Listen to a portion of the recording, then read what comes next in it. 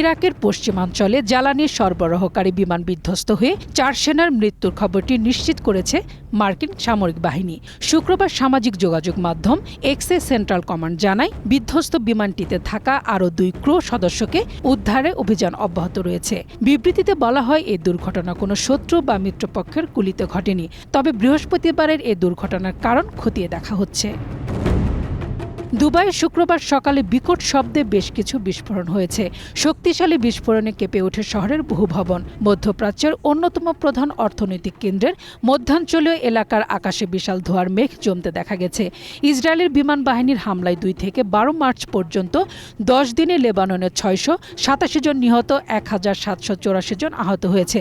নিহতদের মধ্যে 62 জন নারী, 98 জন শিশু এবং 18 জন স্বাস্থ্যকর্মী।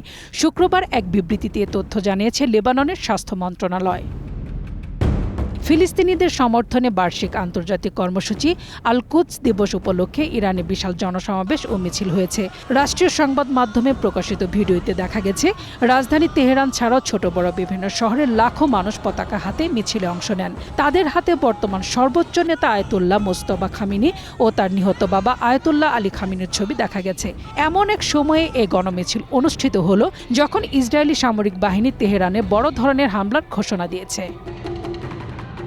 এদিকে ইরানের সামরিক কৌশলের নেপথ্যে রাশিয়ার হাত রয়েছে বলে মন্তব্য করেছেন যুক্তরাষ্ট্রের প্রতিরক্ষা মন্ত্রী জন হিলি। উত্তর ইরাকের এরবিলে পশ্চিমা বাহিনীর একটি ঘাঁটিতে ড্রোন হামলার পর তিনি এ মন্তব্য করেন। জন হিলি সাংবাদিকদের বলেন, পুতিনের অদৃশ্য হাত যে ইরানের কৌশলের পেছনে কাজ করছে, এতে অবাক হওয়ার কিছু নেই।